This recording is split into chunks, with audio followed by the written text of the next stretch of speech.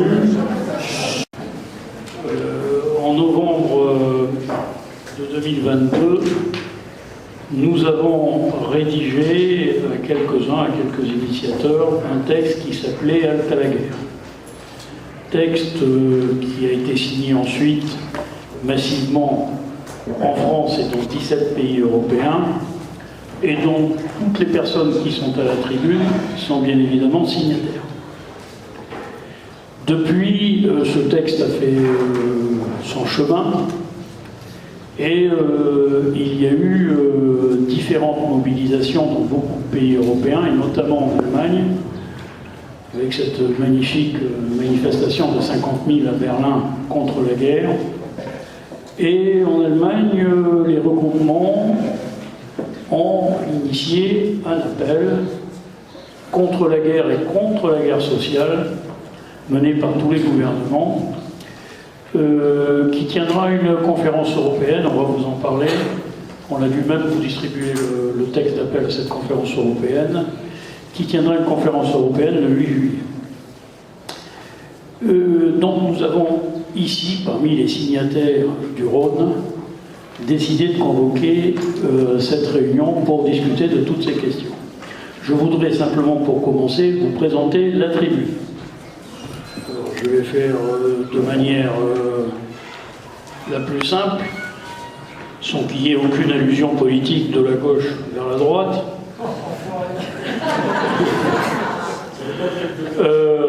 Sébastien Baillet, qui est syndicaliste, qui travaille à la Compagnie navigable du Rhône, nationale du Rhône, et qui a été l'un de ceux qui a participé à la grève et qui a bloqué sur le barrage, la navigation sur le Rhône ces dernières semaines et ces derniers mois sur la question de la réforme des retraites. Zinedine, qui est le responsable du syndicat lycéen, la Voix lycéenne, qui est donc lycéen.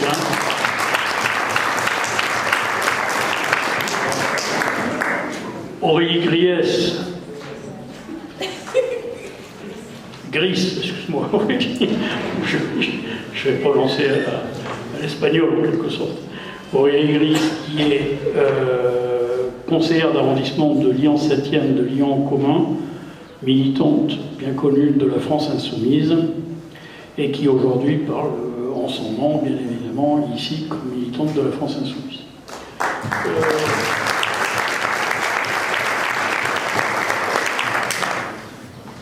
Je passe de l'autre côté. Fred Voll, qui est syndicaliste, et qui est syndicaliste dans l'enseignement, qui occupe de hautes responsabilités syndicales dans l'enseignement, et qui parle ici comme syndicaliste, bien évidemment, ce soir, dans l'enseignement, dans le premier degré. Voilà. Pierre Giraud, qui est le responsable départemental de la Libre Pensée, qui parle, lui, au nom de la Libre Pensée. Sophia, qui est étudiante en communication à Lyon 2.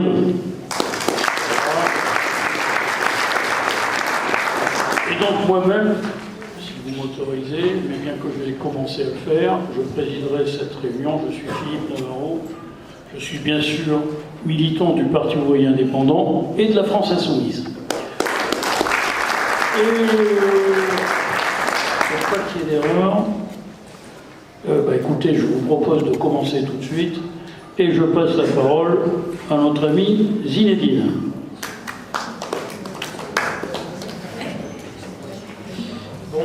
Bonjour à tous, camarades. Merci d'être présents aujourd'hui, ça fait extrêmement plaisir et merci pour l'invitation.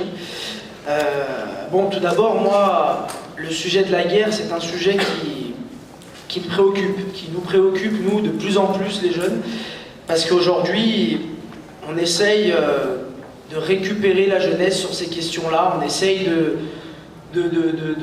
d'incarner, d'intégrer la jeunesse et de faire comprendre à la jeunesse que la guerre, c'est normal, qu'il faut combattre, il faut aller au front, Voilà, aujourd'hui, nous, c'est simple. Notre opposition à ce projet du gouvernement français, en tout cas, et de la majorité des gouvernements capitalistes à travers le monde, nous, la réponse des jeunes, c'est évidemment que nous sommes opposés à la guerre. Pour cela, je voulais retracer d'abord, je voulais parler spécifiquement de la guerre en Ukraine, parce que c'est un sujet d'actualité qui a débuté il y a quelques mois. Et la guerre en Ukraine, le régime aujourd'hui demande à tout le monde une position de leur côté, du côté ukrainien, une union nationale. Nous, à l'AVL, à la voie lycéenne, pardon, je suis militant à la voie lycéenne, c'est mon syndicat. Aujourd'hui, on aimerait que la voie lycéenne, en tout cas en France, et même tout le panel, que ce soit les organisations syndicales, les partis politiques, prennent parti aujourd'hui de la guerre en Ukraine. En expliquant que l'Ukraine est une pauvre nation agressée, qu'on a le devoir moral de les soutenir. Comme dans chaque guerre impérialiste, il n'y a pas de gentils. Cette guerre n'a pas commencé par l'invasion russe. Cette guerre a commencé bien avant, en 2014, par l'Euromaïdan. Les Ukrainiens pensent renverser le régime corrompu en remplaçant par un autre régime corrompu. Et aujourd'hui, en 2014, pardon, le régime que proposaient les Ukrainiens était un régime avec l'interdiction, par exemple, de la langue russe dans les institutions, ce qui provoque une révolte russophone et ukrainienne.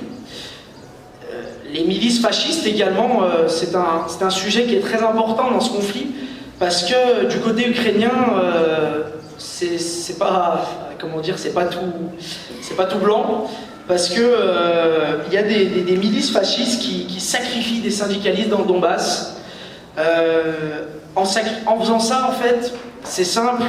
Moi, ce que j'ai envie de vous expliquer aujourd'hui, camarades, c'est que dans ce conflit, on peut nous dire ce qu'on veut, ce qu'ils veulent. Ils pourront nous dire ce qu'ils veulent, en fait.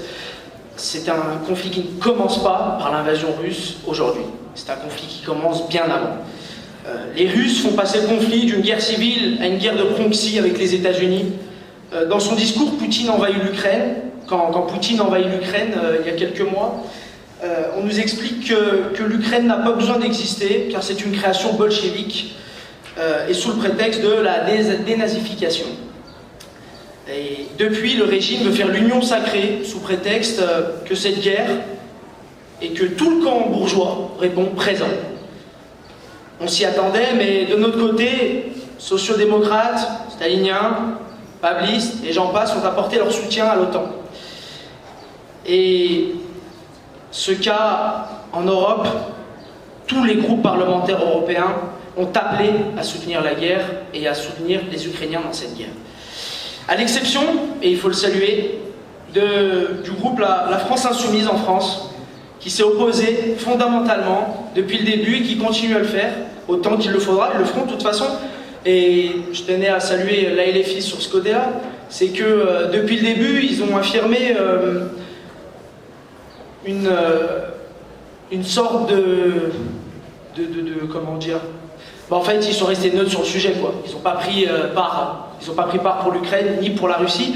Et ça, je trouve que politiquement, c'est très correct, parce que le tort, entre guillemets, vient des deux côtés. C'est ce que je vous répète depuis que j'ai pris la parole. Et également, le député LFI, Jérôme Le Gavre, avec les dissidents du groupe Die Linke en Allemagne, qui ont voté contre. Aujourd'hui, dans le camp syndical, le régime fait pression pour que nous prenions position également. La voie lycéenne doit rester au service de la classe ouvrière, parce qu'elle défend ses enfants. Et à ce titre, nous réaffirmons que la voie lycéenne reste fondamentalement opposée à cette guerre et qu'elle ne prendra pas position dans ce conflit. Nous avons un seul mot d'ordre. C'est ni Poutine, ni l'OTAN. Et à bas la guerre. Parce que la guerre aujourd'hui, c'est le résultat des régimes capitalistes, et on peut le voir avec la guerre en Ukraine. C'est une opposition entre les nazis et entre un autre régime d'extrême droite, mais sous différentes formes. En réalité, aujourd'hui, il Il y a aussi la question du... nous en France, en tout cas, nous les jeunes, même les jeunes français sont attaqués avec le service national universel. Le service national universel, aujourd'hui, le gouvernement veut le mettre en place obligatoirement pour des jeunes de 14 ans, pendant un service national qui est depuis quelques années comme une sorte de colonie de vacances. Mais aujourd'hui, ce qui se passe, c'est que le service national universel commence petit à petit, de plus en plus, à devenir une forme de service militaire, une forme de militarisation de la jeunesse. Et nous, c'est simple, nous sommes fondamentalement opposés à cela, parce que nous sommes une génération pacifiste, nous sommes opposés à la guerre. Le service national universel obligatoire coûtera de plus 5 milliards pris sur les caisses d'éducation nationale, alors que nos lycées sont démembrés, on a le nouveau bac, on a Parcoursup. Voilà, les lycéens, en fait, aujourd'hui, ils reçoivent en France, que ce soit du côté, comme je l'ai dit, du SNU, la sélection à l'université, le nouveau bac. Voilà, aujourd'hui, nous voyons le gouvernement essayer de militariser la jeunesse et de la mettre au pas. Nous avons très bien compris le jeu de ces personnes-là, en restant polis. Nous demandons à toute la population, voulez-vous vraiment, que vos enfants soient forcés à porter des armes, comme ça a été fait il y a 2 mois dans le cadre du SNU? Pour la voie lycéenne, la réponse est simple, c'est non. Nous disons que les milliards qui ont été dépensés dans le SNU doivent être dépensés dans l'éducation nationale, car aujourd'hui, elle manque de moyens. Et aujourd'hui, l'éducation doit être un sujet central, et pas la militarisation. Les jeunes doivent se forger par l'apprentissage à l'école, et pas en se préparant à la guerre. Donc nous demandons, et nous le réclamerons, et nous lutterons autant qu'il le faudra pour le retrait du SNU obligatoire.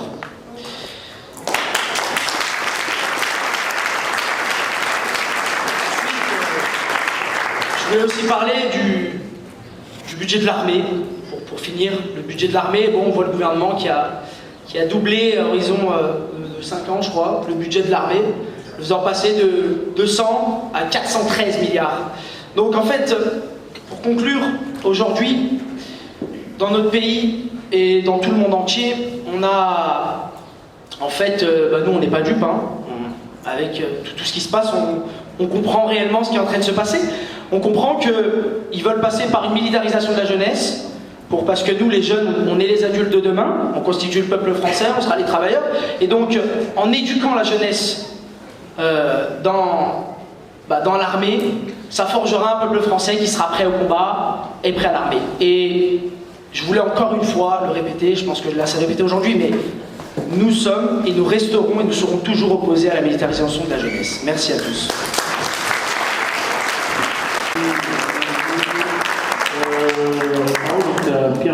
C'est difficile, j'avais beaucoup de choses à dire, mais je vais essayer d'être concis. En tout cas, je remercie l'orateur précédent d'avoir rappelé que la guerre en Ukraine n'a pas commencé le 24 février 2022, mais 10 ans auparavant, le 13 février 2014, ainsi que l'a reconnu d'ailleurs Jens Stoltenberg, le secrétaire général de l'OTAN, qui l'a dit lui-même. Donc ce n'est pas nous qui le disons, c'est reconnu par l'OTAN.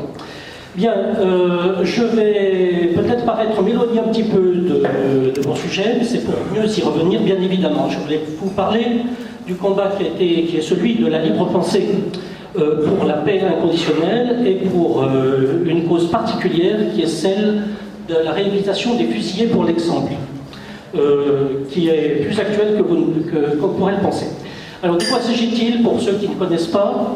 Lors de la Première Guerre mondiale, 639 soldats français ont été passés par les armes, après des juridictions d'exception des tribunaux militaires qui ont décidé de faire des exemples. Sans compter ceux qui ont été abattus par des officiers alors qu'ils revenaient vers les lignes françaises ou ceux qui étaient dans les tranchées bombardés par notre propre artillerie. Les canons français ont bombardé les tranchées françaises pour obliger les gens à sortir. Vous voyez l'horreur de la situation. La Libre Pensée, depuis maintenant presque 30 ans, combat pour cette demande de réhabilitation. Le 13 janvier 2022, il s'est produit un vote historique à l'Assemblée nationale d'une portée qu'on ne saurait sous-estimer, puisque l'Assemblée a adopté l'article unique déposé par un député de la France Insoumise, voilà, avec qui nous avions travaillé, demandant la réhabilitation. Les groupes se sont d'ailleurs un peu divisés. Ceux qui ont le moins voté, c'est le groupe de la France, de la République En Marche, pardon. Voilà. Nous savions que tout n'était pas terminé, et effectivement, le vote qui a eu lieu ce mois de janvier au Sénat a montré à quel point la liberté de conscience est une des victimes collatérales, je dirais, de la guerre. Au lieu de procéder à un vote, disons, individuel, qui renvoie à un problème de conscience que chacun peut avoir de la condition des soldats, qui restent des citoyens, qui peuvent exprimer le droit de ne pas se faire tuer pour rien, la proposition de loi a été repoussée par un artifice de procédure, puisque c'est un membre du groupe Les Républicains qui a demandé, au moyen d'un amendement de pure forme, a permis qu'il y ait un vote par groupe. On s'est retrouvé avec une proposition de loi qui a été rejetée, alors qu'elle aurait très bien pu être adoptée, et que des sénateurs, les Républicains, auraient approuvé, et bien évidemment à titre personnel, que la loi soit adoptée. Alors, rassurez-vous, ce combat, nous ne le laisserons pas tomber. Comme nous sommes dans le 3e arrondissement, je voudrais rendre un petit hommage un peu ironique à notre ancienne députée Anne Bruniera, puisqu'elle nous avait répondu, c'était adressé à tous les députés en 2022, elle nous avait répondu ceci, je vais vous lire sa réponse exacte. Voilà. Réhabiliter collectivement, c'est prendre le risque de mettre sous un seul et même drapeau déserteurs, innocents, traîtres et mutilés volontaires. Alors ça, voilà. Et si la plupart des fusillés, pour l'exemple, ont été condamnés par l'arbitraire d'une justice expéditive, ce n'était pas le cas de tous. Certains condamnés l'ont été pour de bonnes raisons, comme par exemple celle d'intelligence avec l'ennemi. Quand on sait qu'il n'y avait pas de justice selon les formes, pas de droit de défense, pas de procès en appel, évidemment, que tout était bâclé, que les dossiers ont été dispersés, certains ont été perdus, il est impossible de revenir sur des cas. Et quant aux pauvres diables, qui étaient soit des meneurs, soit des syndicalistes, soit des gens qui avaient un peu rabioté à la cantine parce qu'ils avaient faim, ou des mutilés volontaires qui ne voulaient pas partir se faire tuer, eh bien, est-ce qu'il s'agissait d'espions? On voyait des espions partout. Mais je n'aurais pas la cruauté d'accuser Madame Bruniera d'intelligence avec l'ennemi. J'aurais pas non plus le mauvais goût de l'accuser d'intelligence en quoi que ce soit sur ce plan-là. Voilà. Alors, je suis obligé d'aller vite. Je voudrais juste faire 2 petits points. Un sur le SNU. D'abord pour dire que la marche à la militarisation de la société par laquelle on nous prépare à la guerre, ce n'est pas seulement le SNU, ça avait commencé avant. D'ailleurs, quand on fait un petit peu quand on regarde un peu ce qui se passe dans les établissements scolaires, ou dans certaines localités, on se rend compte que, par exemple, il y a eu un rallye citoyen en avril, à Privas, partenariat armée-école en Côte d'Or, 11 classes, avec des ateliers, fouilles de cellules, tir au pistolet laser, des classes de défense en 3e un peu partout, une journée de cohésion jeunesse et force de l'ordre avec à Chavanoz, donc tout près d'ici. Donc ça, c'est pas le SNU, mais c'est exactement la même logique, c'est celle d'une marche à la militarisation par laquelle on nous prépare à, je dirais pas à la guerre, une guerre extérieure, mais à la guerre contre le peuple français. Quand on voit que les 413 milliards qui ont été votés ne représentent même pas, selon l'avis, selon la déclaration du journal patronal Les Échos, le bénéfice attendu de la réforme des retraites qui oblige les gens à travailler 2 ans de plus, on se rend compte que c'est une guerre qui est menée contre le peuple. Les 2 ans supplémentaires qu'on va devoir travailler, enfin que les jeunes vont devoir travailler, moi je suis hors de cause, ça va servir à financer l'armée. Et chose à laquelle il faut également faire attention, sur les 413 milliards, il y a 50 milliards pour le nucléaire. Pour le nucléaire, on se croirait revenu au temps de la guerre froide, et même à cette époque-là, les forces de progrès considéraient que c'était vraiment une mesure du passé et que ça n'aura jamais lieu d'être. Donc il s'agit bien d'autre chose. Pour faire très vite, je voulais dire quand même un mot aussi sur le droit à l'information. On devrait avoir la possibilité d'avoir une information honnête. Je ne dis pas que les journalistes de BFM TV sont tous des menteurs, c'est pas ça, mais il y a quand même des choses qui sont passées sous silence. Vous avez vu la déclaration qui est parue dans le New York Herald Tribune, qui a été relayée, qui doit se trouver là d'ailleurs, c'est exact, oui, d'anciens généraux américains, mais des déclarations comme ça, on en connaissait déjà avant, même sous d'autres formes. Quand on regardait sur les réseaux américains, on se rendait très bien compte qu'il y avait des généraux qui déclaraient par exemple que la rupture l'extension des forces de l'OTAN à l'Est était la pire erreur stratégique que les États-Unis aient pu faire. Et puis, juste pour parler de faits divers, enfin c'est pire que le fait divers qui s'est produit, c'est l'explosion des gazoducs en mer Baltique. Je me souviens, sur BFM TV, ils avaient passé une journée à se demander qui c'était, à qui ça pouvait bien profiter. Évidemment, les Russes étaient dans le collimateur. Maintenant, tout le monde le sait, mais personne n'en parle, ce sont les Américains. Il y a un journaliste d'investigation, ancien prix Pulitzer, qui a révélé qu'en fait l'ordre avait été donné secrètement, sans en référer au Sénat, de faire sauter ces installations. Si bien que le seul fait de guerre, de destruction de biens qui nous concerne nous, Français, puisque ces gazoducs servaient essentiellement aux habitants des Pays-Bas, aux Allemands et aux Français, ça a été perpétré par les États-Unis, qui est prétendument notre allié. Donc voilà. Pourquoi ne rend-on pas public ces choses-là? Quand il y a l'explosion, on en parle, et ensuite on fait le silence. Et les États-Unis sont parvenus à imposer le silence là-dessus. Alors, je voulais dire encore que, d'une part, la résistance dans les rangs de l'armée américaine n'est pas un fait nouveau. On trouve d'autres analyses, des mises en garde de ce type, et ces vérités-là, il faut que nous les fassions connaître. Je pense que la déclaration des généraux américains se passe tout à fait de commentaires, elle est très parlante, elle montre à quel danger nous sommes exposés. Je voulais aussi revenir sur une réunion qui a eu lieu au siège de la Ligue des droits de l'homme à Paris avec un ensemble d'organisations qui sont mis d'accord sur un constat. Dans ce pays, déni de démocratie. Je ne développe pas, l'article 49 terre le montre suffisamment. Les atteintes au droit de manifester, violences policières, garde à vue préventive, NAS illégale, arrestation y compris au sein des entreprises, atteinte à la liberté d'association et d'expression. Quand je parle d'atteinte à la liberté d'association, je fais allusion essentiellement au contrat d'engagement républicain qui soumet les associations à une obligation de contrôle sur leur propre monde et à devenir ainsi des supplétifs de l'appareil d'État, avec la notion de responsabilité collective, avec le caractère rétroactif des subventions accordées à ces associations. C'est un joug qui est imposé aux associations.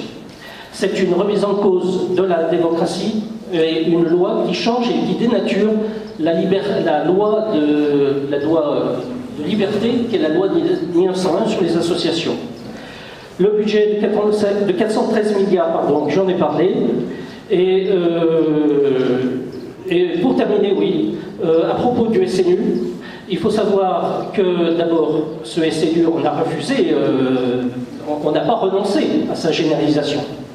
Mais on a d'ores et déjà fait savoir qu'on refuserait le statut d'objecteur de conscience.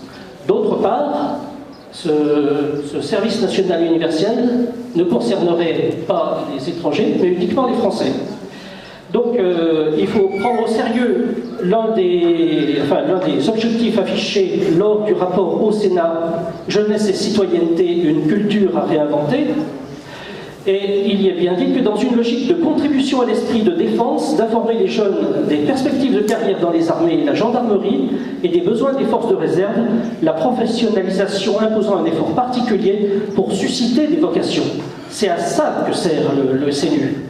Et quand bien même on l'habille avec toutes sortes d'oripeaux et de prétextes écologiques, les jeunes n'ont pas besoin de l'armée pour s'engager. Pour l'écologie, ils sont très sensibles et on les comprend. Ils n'ont pas besoin de l'armée pour leur apprendre à faire du sport, il y a des clubs pour cela. Donc l'objectif du SNU, c'est bien autre chose, c'est de nous préparer à la guerre qui vient. C'est la guerre, bien sûr, en Ukraine. Ce sont aussi des tas de conflits qui aujourd'hui sont en train, malheureusement, de mûrir, que ce soit à Taïwan, que ce soit dans d'autres régions du monde. Les opérations extérieures sont toujours aussi nombreuses et nous y sommes, l'armée française y est présente. Voilà, je vous remercie.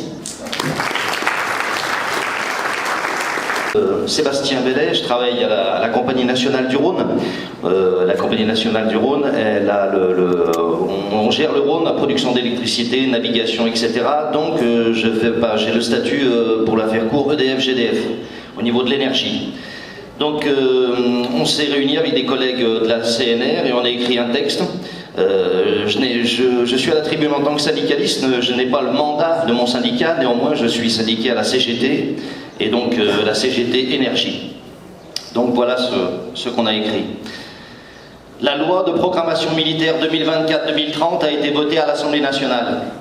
413 milliards d'euros, une hausse de 40% par rapport à l'exercice précédent. Nous refusons que ce pognon aille à la guerre.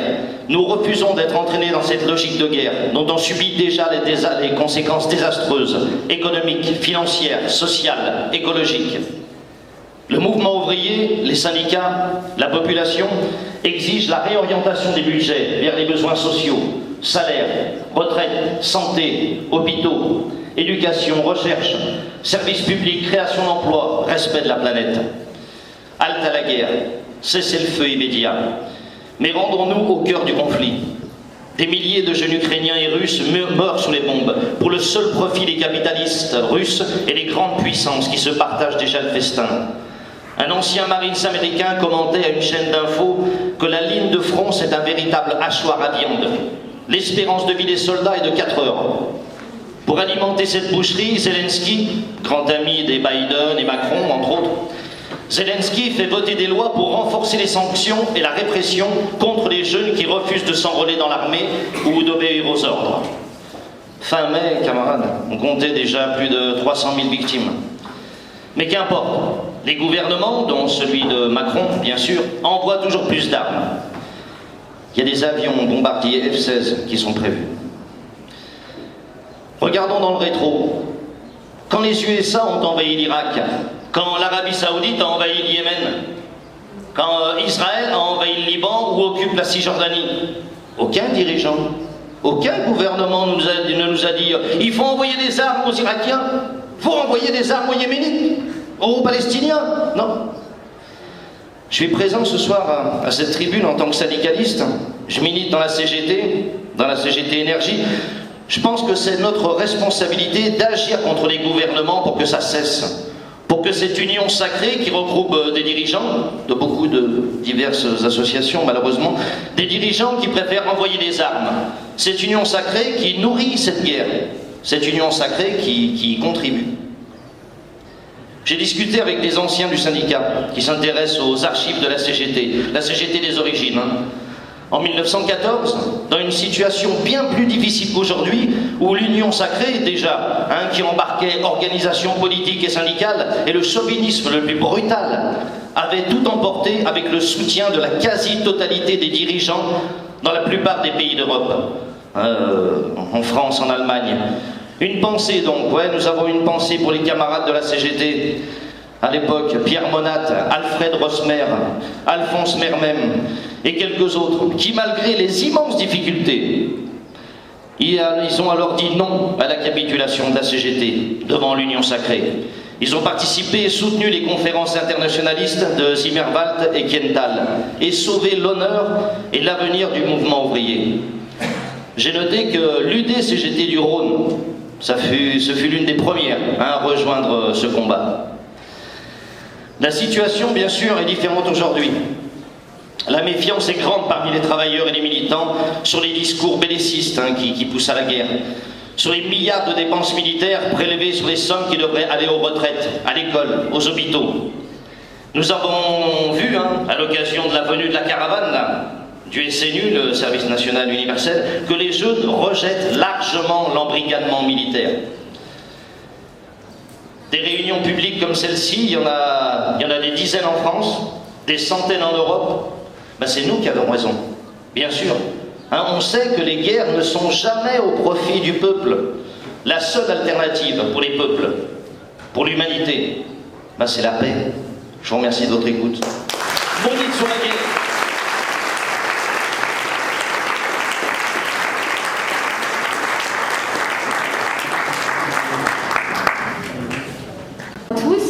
Nous sommes aujourd'hui le 15 juin et il me semble intéressant de commencer cette intervention avec Parcoursup. Parcoursup, aujourd'hui, en quelques chiffres, c'est près d'un lycéen sur deux qui ne reçoit pas d'affectation les premiers jours des résultats. En 2022, c'était près de 90 000 étudiants qui ne recevaient pas d'affectation, et ceci le dernier jour de la phase de résultats Parcoursup officiel. Face à ce manque d'affectation, résulte deux cas de figure. Pour les plus chanceux, on a cette possibilité d'investir dans une école privée pour se sécuriser une place et pour pouvoir apprendre tout simplement. Et malheureusement, dans la majeure partie des cas, on a beaucoup d'élèves qui décrochent scolairement parlant.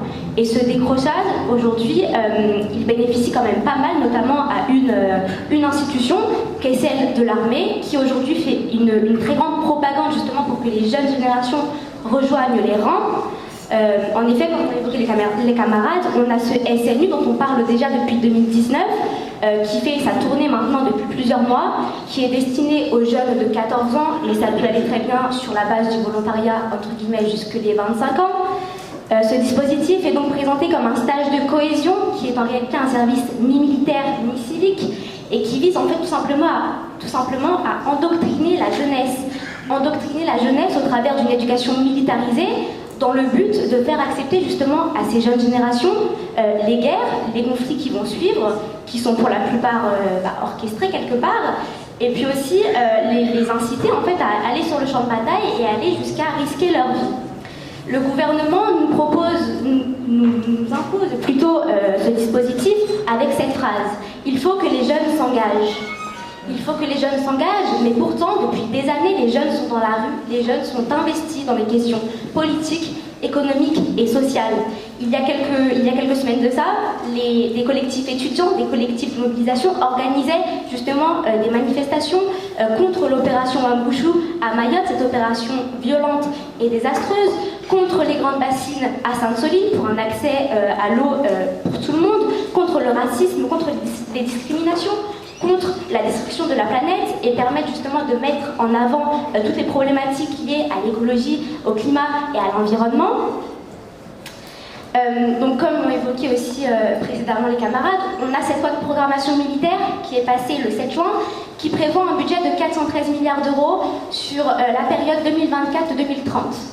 413 milliards d'euros, alors que depuis janvier, le pays traverse une crise sociale et démocratique sans pareil, avec cette réforme des retraites injuste et scandaleuse qui s'explique par le Conseil d'orientation des retraites par un déficit annuel qui s'élèverait à 12 milliards d'euros en 2027.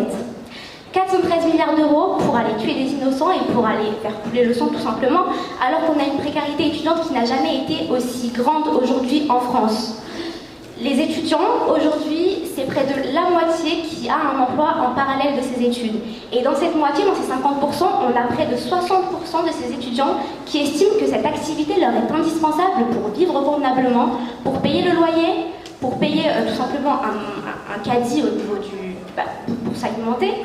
On a eu aussi ce refus du repas à 1 euro généralisé à tous les étudiants par l'Assemblée nationale il y a quelques semaines. Récemment, le prix des loyers du Crous ont augmenté de 3,5%, alors que les étudiants croulent déjà sous cette inflation ne cesse de grandir et qui est aujourd'hui à 10%.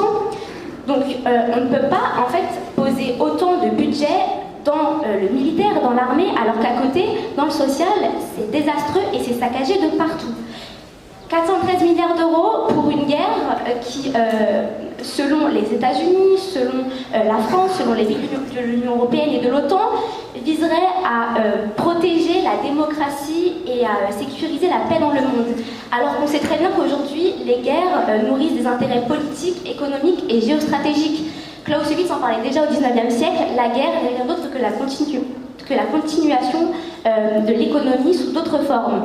Et ce qui est d'autant plus intéressant, c'est de voir qu'au niveau du Congrès américain, on a deux géants du complexe militaro-industriel que sont Raytheon Technologies et Lockheed Martin, qui sont financés par le Pentagone et qui sont les premiers fournisseurs des armes justement utilisées et envoyées en Ukraine par l'OTAN, l'Union européenne et Washington.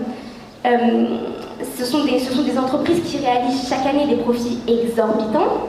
Et donc pour toutes ces raisons évoquées justement, il est important de continuer cette mobilisation, surtout dans un contexte où depuis 2017, depuis l'arrivée, non, même pas depuis l'arrivée de Macron, mais il a quand même beaucoup saccagé depuis son arrivée, on a vraiment une dégradation du secteur public, que ce soit dans l'hôpital public avec la suppression de 21 000 lits depuis 2017, on a justement cette précarité étudiante, on a aussi finalement tous ces syndicats, tous ces étudiants qui sont vus par le gouvernement par des nuisibles et qui, a priori, préfèrent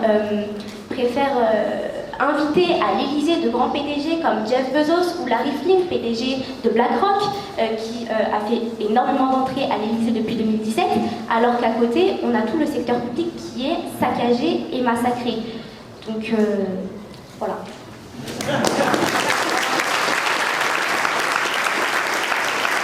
Je suis donc syndicaliste force ouvrière dans l'enseignement. Je m'exprime ici à titre individuel. Je n'ai pas de mandat de mon organisation pour m'exprimer. Je suis ravi d'être ici. Je vous remercie pour votre invitation. D'autant plus qu'il y a un an, quasiment jour pour jour, je manifestais à Madrid lors d'une manifestation internationale contre l'installation des bases de l'OTAN en Espagne sous les slogans suivants: ni OTAN ni Poutine, et OTAN no bases fuera, ce qui veut dire pour les non-hispanisants, non à l'OTAN, dehors les bases. Mais je ne vais pas vous raconter la manifestation d'il y a un an, je vais vous faire le compte-rendu de deux réunions syndicales différentes à laquelle j'ai assisté il y a quelques jours, et à mon avis qui illustrent bien notre propos. La première, c'était une réunion qu'il y avait dans le département, c'était quand lundi. Et dans cette réunion, il y a une camarade qui indiquait que, mandatée par le syndicat, elle était allée rencontrer une députée macroniste pour lui demander d'abroger la réforme des retraites. Bon. Donc elle y est allée et elle lui demande, ben voilà, la réforme des retraites, c'est quand même dégueulasse, il faut l'abroger. Réponse de la députée macroniste: c'est impossible, vous n'y pensez pas. C'est exactement ce que dit la copine. Il nous manque 13 milliards. Ce qui par ailleurs est faux, c'est archi faux. Hein. Même le corps, il le dit. Donc c'est faux. La camarade a raison, la camarade lui répond: quand bien même il manquerait 13 milliards, ce qui n'est pas vrai, vous venez de filer 413 milliards à la guerre. Donc la solution est vite trouvée. Donc la députée macroniste: non. La camarade rajoute, elle lui dit: bon, si c'était que moi, le budget de l'armée, ce serait 0 €. Mais là, il vous suffit de mettre 13 milliards de vos 413 et vous abrogez la réforme des retraites. Réponse finale de la députée: mais vous comprenez pas, c'est pas la même enveloppe. C'est pas la même enveloppe. Bon. Donc, le pognon de la guerre ne peut pas aller aux retraites, c'est comme ça. Donc si moi je rencontrais cette députée macroniste, je lui parlerais des salaires dans la fonction publique. Je suis fonctionnaire. Et nous subissons, comme tous les travailleurs, comme tous les salariés, une inflation record. Or, Guérini, le ministre de la fonction publique, a annoncé lundi une augmentation, accrochez-vous, de 1,5% de la valeur du point d'indice. 40% pour l'armée, 1,5% pour nos salaires. Si je la rencontrais, je lui dirais que moi aussi, ma position c'est 0 € pour l'armée. Enfin, vous pouvez peut-être s'arranger, quoi. 20% pour l'armée, 20% pour les salaires, ça serait pas mal. Mais je pense qu'elle me répondrait: c'est pas possible, c'est pas la même enveloppe. Donc, je tenterai ma chance sur l'éducation nationale, puisque je suis enseignant. Et je lui expliquerai la réalité dans les écoles, les classes surchargées, les enseignants absents non remplacés, les gamins handicapés qui n'ont pas d'enseignants spécialisés parce qu'il n'y a pas assez de postes. Et je lui expliquerai que M. Ndiaye, le ministre de l'Éducation nationale, a supprimé froidement 2000 postes d'enseignants pour la rentrée 2023, en utilisant d'ailleurs le 49.3. Je lui demanderai donc de prendre une partie des 413 milliards pour financer des postes d'enseignants, pour que les gamins apprennent dans les meilleures conditions, mais elle me répondrait sans doute là aussi que ce n'est pas la même enveloppe. Bon. Donc, vous avez compris que cette affaire d'enveloppe, c'est une réalité politique, c'est un choix politique clair et net du gouvernement. L'argent pour la guerre, pour les canons, pour les bombes, et pas pour les salaires, pas pour les retraites, pas pour les services publics. Bon. Alors, on est tous d'accord là-dessus.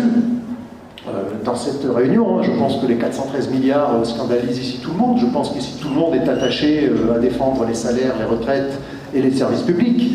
Mais, puisqu'on est tous d'accord, moi je voudrais aborder une question. Comment arriver à le faire reculer? Comment torpiller ce budget militaire? Comment défendre nos salaires? Comment défendre nos retraites? Comment défendre nos services publics? Et ça tombe bien, puisque c'était l'objet de la deuxième réunion dont je vais vous parler, qui était le congrès syndical de ma fédération auquel j'ai participé la semaine dernière et qui a réuni plus de 1000 délégués. Alors, bien évidemment, on a commencé tout de suite à donner notre point de vue sur la guerre. Je cite, « Le Congrès exige l'arrêt des hostilités et le cessez-le-feu partout dans le monde, et notamment en Ukraine. Le Congrès dénonce la hausse des crédits de guerre et exige la restitution des 413 milliards pour financer les droits sociaux et les services publics. » Bien. Ceci étant dit, on est revenu après sur la question que je vous soumettais, comment faire reculer Macron. Et bien évidemment, on a tiré le bilan de la bagarre sur les retraites, qui n'est pas finie, hein. On ne tourne pas à autre chose, on ne passe pas à autre chose, comme le veut la formule consacrée. Bon. Moi, j'ai été surpris dans ce congrès où il y avait 1000 délégués de toute la France, hein, des camarades qui s'étaient battus partout, hein, sur les blocages, dans les grèves, dans les manifs. Bon, force est de constater qu'on n'a pas gagné. Et donc, je craignais que dans ce congrès, il y ait un peu d'abattement. Oui, on s'est beaucoup bagarré, on a beaucoup fait grève, on a lutté, comme on dit, mais on n'a pas gagné. Écoutez, camarades, l'état d'esprit n'était pas du tout à l'abattement, parmi ces 1000 délégués. Pas du tout. Donc la discussion s'est menée. Et il est clair qu'on s'est rapidement mis d'accord que la seule chose à faire pour faire reculer Macron sur toutes nos revendications, c'était le blocage du pays par la grève et par le blocage total de l'économie. On s'est mis d'accord là-dessus très rapidement. D'ailleurs, on n'est pas très originaux, puisque Macron lui-même, il a dit la seule phrase avec laquelle j'étais d'accord avec lui depuis qu'il est président, il a dit « La réforme des retraites, je la maintiendrai à tout prix, sauf si vraiment le pays est bloqué, sauf si vraiment le pays est à l'arrêt par la grève et que toutes les entreprises sont bloquées. » Bon, ben oui, c'est vrai, il a raison. Donc, nous avons discuté de ça. Alors, beaucoup de conditions étaient réunies dans la bagarre sur les retraites. On avait de sacrés points d'appui, hein. La totalité des organisations syndicales unies pour demander le retrait de la réforme. C'est extrêmement important, hein. Les salariés ont apprécié, ça a été un point d'appui. Et d'ailleurs, c'est pas étranger au fait que les manifestations ont été records. Les manifestations ont été monstres. Des records ont été battus dans la plupart des villes. Il y a même des villes qui ont connu leur première manifestation. J'étais il y a 15 jours à Arcachon. Arcachon, c'est la ville la plus à droite de France. Ils ont eu 4 manifestations de plus de 250 manifestants contre la réforme des retraites. Ils n'avaient jamais vu ça. Bon, donc, il s'est passé quelque chose. Une lame de fond dans tout le pays, formidable. D'ailleurs, je disais qu'il y a eu une lame de fond parce qu'il y avait l'unité des syndicats pour le retrait. C'est plutôt le contraire. Il y a eu l'unité des syndicats pour le retrait parce qu'il y avait tellement de monde dans les rues, tellement de grévistes qu'au bout d'un moment, ils ont bien été obligés de se mettre d'accord pour dire retrait. Et pourtant, on n'a pas gagné. Et pourtant, on n'a pas gagné. Alors, comme je disais, l'heure n'est pas au découragement. Quelle conclusion, j'ai fini, en avons-nous tiré, nous, au syndicat? Eh bien, il est clair que la conclusion qu'on a tirée, c'est que nous, pour le syndicat, notre boulot, c'était renforcer le syndicat pour préparer la prochaine bagarre, pour préparer la grève, pour se renforcer, pour être encore plus fort, pour une bonne fois pour toutes bloquer le pays. Et à mon avis, cette conclusion, elle n'est pas que syndicale. elle n'est pas que syndicale. Et on peut l'étendre à bien d'autres domaines. Car je pense, et pour conclure, que oui, l'heure est partout à se réunir, à se regrouper sur un axe de rupture pour faire dégager Macron et ses réformes, pour faire dégager Macron et son budget militaire, pour faire dégager Macron et gagner pour nos salaires, nos retraites, nos acquis sociaux. Je vous remercie. Donc, je suis Aurélie Gris, je suis élue et militante France Insoumise et j'ai été candidate NUP pour les élections législatives l'année dernière. Alors moi aussi j'ai préparé un petit texte, donc j'espère que ça ne va pas être ennuyant à écouter. Nous sommes des millions à nous révolter contre la guerre, contre les guerres dans le monde, et Philippe l'a rappelé, c'est plus de 17 pays qui ont signé halte à la guerre il y a un petit peu moins d'un an. En France aussi, nous sommes dans une guerre sociale, une crise démocratique, c'est incontestable. Cette crise démocratique ne date malheureusement pas de la réforme des retraites, même si elle a largement été mise en lumière ces derniers mois.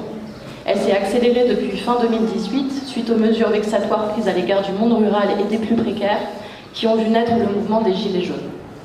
Elle s'est affirmée depuis 2016, suite aux attentats de Nice. Le Conseil de défense et de sécurité nationale devient alors hebdomadaire. Je ne sais pas si vous vous rappelez, moi oui. Cet outil démocratique de la Ve République qui permet au président de prendre en secret des décisions politiques engageant le pays et concernant près de 68 millions de personnes. Instance opaque qui a servi pour la gestion catastrophique de la crise Covid, soulevée par le rapport en janvier 2023 de l'Inspection générale des affaires sociales. Crise sanitaire, guerre en Ukraine et dorénavant énergie. Le Conseil de défense s'est imposé comme un outil efficace de gouvernance aux yeux d'Emmanuel Macron, remplaçant alors le Conseil des ministres et le Parlement. C'est un grave problème que soulève la direction d'un pays par un comité secret. C'est un grave problème aussi d'utiliser une instance d'orientation en matière de programmation militaire pour diriger un pays. Il paraît que nous n'aurions pas d'argent pour les retraites et pour augmenter les salaires. Il paraît que ce n'est pas la même ligne budgétaire. Les travailleurs et les travailleuses doivent donc sacrifier 2 ans de leur vie et être payés une misère, alors que nous subissons une inflation galopante qui semble n'être une priorité par aucun membre du gouvernement. Nous n'avons pas d'argent, mais Macron, comme mes camarades l'ont rappelé, alloue 413 milliards pour sa loi de programmation militaire 2024-2030. 413 milliards pour des munitions, des équipements, pour des drones et de la présence militaire dans les Outre-mer. Nous avons bien entendu voter contre la France Insoumise cette loi à l'Assemblée nationale. On l'a dit, 413 milliards qui n'auront pas aux besoins de la population. 413 milliards, une fois et demie les dépenses annuelles de l'État, qui va lourdement réduire les marges de manœuvre budgétaires, qui va piller les fonds publics pour faire la guerre. Et donc l'économie de guerre est en marche. En mars, un député macroniste a présenté à la Commission des finances, à l'Assemblée, un rapport d'information sur l'économie de guerre. Le mot ne vient pas de nous. Pour aller plus vite, plus fort, à moindre coût, en investissant auprès des industriels et en mobilisant l'épargne des Français au bénéfice de cette industrie de défense. Qui dit économie de guerre, dit recrutement de main-d'œuvre, malléable à souhait. L'objectif du gouvernement, c'est dans le rapport, est ainsi d'augmenter le temps de travail avec la possibilité de faire appel à des outils dérogatoires pour modifier les conventions collectives des entreprises, de faire appel à une réserve de jeunes retraités, alors quel âge, je ne sais pas, au travail intérimaire. Donc de continuer encore et toujours, et partout où cela est possible, de dégrader les conditions de travail. C'est aussi dans ce fameux rapport, et les camarades en ont parlé, qu'est finalement présentée la généralisation du SNU, le Service National Universel, dont l'objectif annoncé est de rapprocher les jeunes des armées et de les orienter vers les métiers de l'industrie militaire. Pierre l'a soulevé. Il est clair, mais je le rappelle ici, que la France Insoumise est opposée et qu'on refusera fermement le SNU qui souhaite mettre au pas la jeunesse de notre pays. Donc, l'argent coule à flot pour les marchands de canons en France comme en Europe. Les dépenses européennes de guerre ont pour la première fois dépassé celles de 1989, c'était la fin de la guerre froide, j'étais pas née, et sont supérieures de 30% à celles de 2013. Les dépenses militaires mondiales ont augmenté quant à elles de 6,1% en 2021. Les budgets dédiés à la défense augmentent sans cesse. La militarisation du monde se poursuit sans interruption. Les guerres et conflits armés n'ont évidemment pas stoppé entre-temps. Ainsi, depuis la fin de la guerre froide, il y a plus de 100 000 personnes qui sont tuées chaque année à cause d'une guerre ou d'un conflit armé, non pas mené pour des grands idéaux humanistes, on l'a rappelé, comme on voudrait nous le faire croire, mais pour des terres et des ressources. Si Citer rapidement la guerre du Golfe, Afghanistan, les Balkans, la Tchétchénie, la Sierra Leone, la Somalie, le génocide du Rwanda, la guerre civile au Népal, le Zaïre, la Guinée-Bissau, le Soudan, le conflit israélo-palestinien et bien sûr récemment l'invasion criminelle de l'Ukraine par la Russie. Et mes camarades l'ont rappelé, la guerre n'est jamais légitime. Les gouvernements promettent la paix et l'harmonie, mais continuent à alimenter un système capitaliste qui court à sa perte et qui engendrera guerre et crise à répétition. Il n'offre pas autre chose que la poursuite des inégalités, l'oppression et la destruction de l'environnement. Je convaincrai personne ici en disant que la guerre n'est utile qu'aux capitalistes. Ça a été rappelé. La guerre est la condition, le mal nécessaire au développement du capitalisme. Anatole France disait justement « On croit mourir pour la patrie, on meurt pour des industriels ». Les travailleurs et travailleuses de tous les pays n'ont aucun intérêt pour la poursuite des guerres. Aucun. Il y a une parole d'une chanson qui m'a été dite et qui, je trouve, est très juste, qui dit « Je suis fille ou fils de paysans et fille d'ouvriers, je ne prends pas les armes contre d'autres affamés ». Je pense que ça doit être notre leitmotiv aujourd'hui. Alors maintenant, qu'est-ce qu'on peut faire ? Il est clair que nous devons renforcer les mécanismes de dialogue et de résolution pacifique des conflits, les politiques de consolidation de la paix et œuvrer pour un modèle de coexistence pacifique qui encourage le désarmement, la démilitarisation et l'interdiction des armes nucléaires. La dénucléarisation, je vais y arriver, du monde doit revenir un objectif concret dans notre diplomatie. Mais il est bon de rappeler ici que malheureusement, nous sommes devenus en France le seul pays occidental sans diplomate professionnel, ce qui pose un vrai problème et une vraie question de notre volonté de coopération pacifique ou de la restauration de la paix après une phase de conflit. Ça a été dit, nous devons sortir de l'OTAN et nous restons convaincus que l'ONU est à ce jour la seule organisation universelle reconnaissant l'égalité entre États et entre les peuples, donc la seule instance légitime à œuvrer à la sécurité collective. La sécurité collective, c'est aussi prévenir et trouver des solutions pour la crise écologique actuelle et future. La crise écologique engendre des conflits à toutes les échelles. Elle fait naître des conflits de voisinage pour l'utilisation des ressources, aussi bien que des conflits à très grande échelle entre superpuissances pour l'appropriation de routes commerciales, de terres cultivables, de matières premières. Qui aura accès aux ressources demain ? L'ensemble de la population ou une classe de privilégiés ? La crise mondiale de l'eau en est un exemple flagrant, même en France. Les projets inutiles et gaspilleurs d'eau doivent être combattus. C'est le cas du projet Lyon-Turin, projet initié dans les années 80, dont un des risques majeurs est le tarissement des sources et des nappes qui constituent le massif montagneux de la Maurienne. Malgré de nombreux signalements, l'État ne réagit pas et souhaite surtout accélérer le projet. La France Insoumise sera présente au Rassemblement international ce week-end à Saint-Jean-de-Maurienne pour l'arrêt du chantier Lyon-Turin et je vous y invite aussi. Une chose est sûre, tant que nous ne bifurquerons pas, les sources de ce conflit se multiplieront. Conseil de défense, économie de guerre, multiplication des atteintes aux libertés et répression policière inouïe contre des manifestants pacifiques et des mouvements écologiques avec utilisation d'armes de guerre, ça l'a été dit, garde à vue abusive, usage massif de gaz, atteinte grave à la liberté de la presse et au droit de grève. Voilà où nous en sommes. Sophia en a parlé rapidement de Sainte-Soline, c'était le 25 mars, encore une histoire d'eau, où 240 personnes ont été blessées, dont 40 blessés graves suite à l'utilisation de plus de 5000 grenades lacrymogènes et d'encerclement, ou l'utilisation par la force de l'ordre, depuis le 19 avril, des drones en manifestation contre la réforme des retraites. Le syndicat des avocats avait alerté en mars. Doctrine, je cite, doctrine de maintien de l'ordre choisie et assumée qui ont pour objectif non pas le maintien de l'ordre, mais l'intimidation des manifestants et la cessation du mouvement social portant atteinte à la liberté d'aller et venir, liberté d'expression et de communication et le droit d'expression collective des idées et des opinions.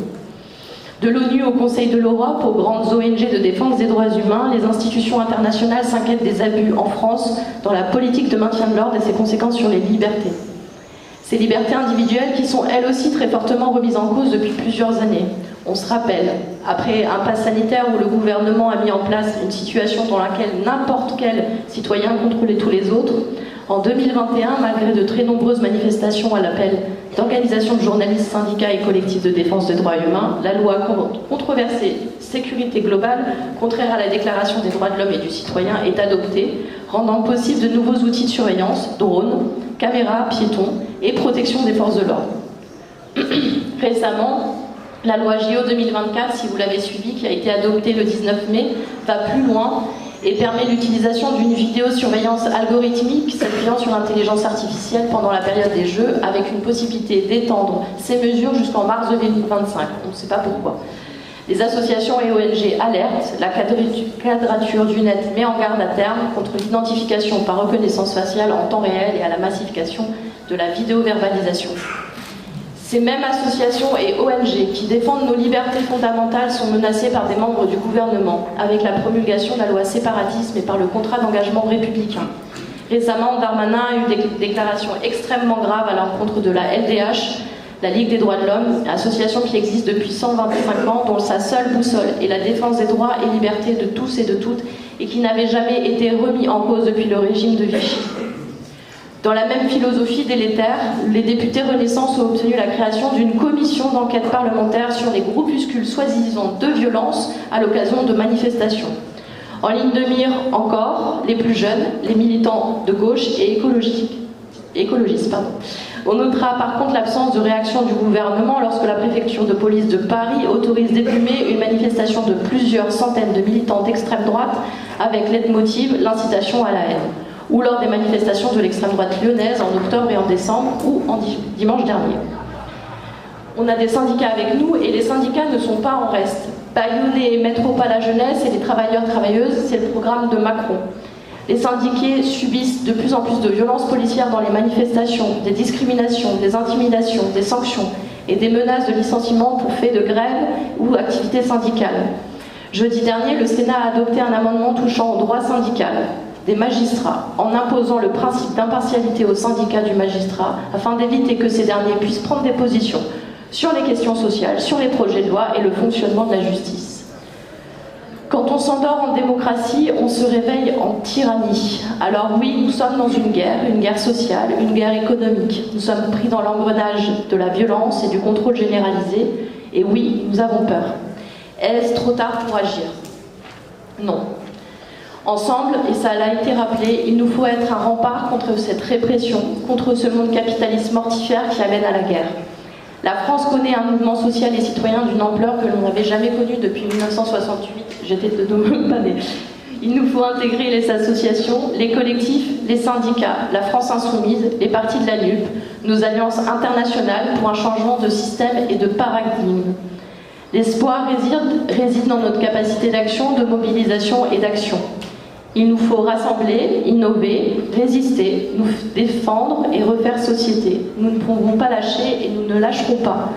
Martin Luther King disait « Ceux qui aiment la paix doivent apprendre à s'organiser aussi efficacement que ceux qui aiment la guerre. » Organisons-nous rapidement, car ensemble nous sommes et défendons haut et fort une véritable alternative éco-socialiste au néolibéralisme et au capitalisme, avec comme boussole l'humanisme et la protection et la liberté des peuples. Je vous remercie.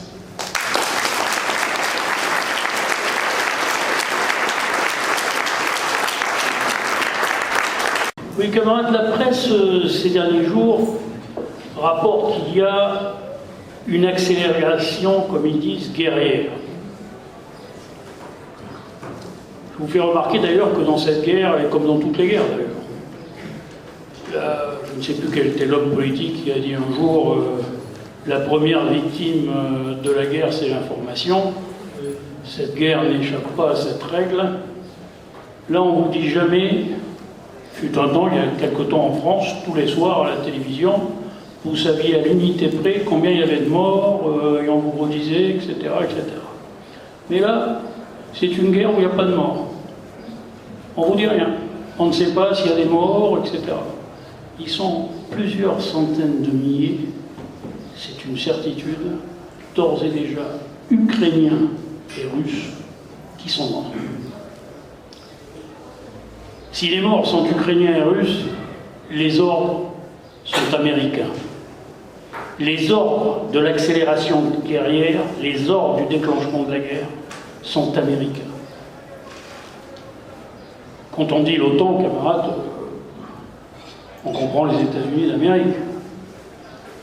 Il ne nous aura pas échappé que ça ne représente que les intérêts des États-Unis d'Amérique, avec, alors je sais bien que la géographie aujourd'hui est très largement la destruction des connaissances, enfin, que la Roumanie se retrouve dans le traité de l'Atlantique Nord, par exemple, ou la Moldavie, ou je ne sais quoi, ça n'a plus rien à voir avec l'Atlantique Nord ni de près ni de loin. Il s'agit de la défense des Américains et des intérêts des Américains.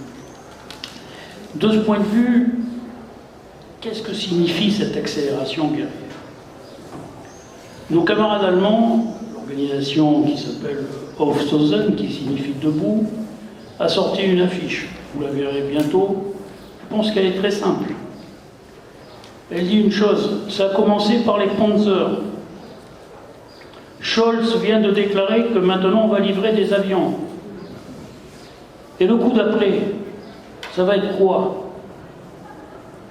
Et eux répondent, le coup d'après, ce sont nos enfants et nos petits-enfants. Ou l'Holocauste atomique, camarades. Parce que s'ils viennent à bombarder avec des avions les villes russes, il ne vous aura pas échappé que Poutine, à la tête de 5000 ogives nucléaires, va répondre.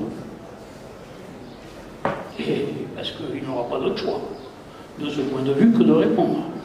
Donc c'est vers cette direction-là, je ne dis pas ça pour affoler les gens, mais c'est vers cette direction-là que tous ceux qui disent qu'il faut accélérer l'envoi des armes pour défendre l'Ukraine veulent nous emmener. C'est dans cette direction-là qu'ils nous emmènent. Alors bien évidemment, il y a Macron. Alors Macron, dès que les Américains en parlaient, Macron s'aligne. Il sait faire que ça, de ce point de vue.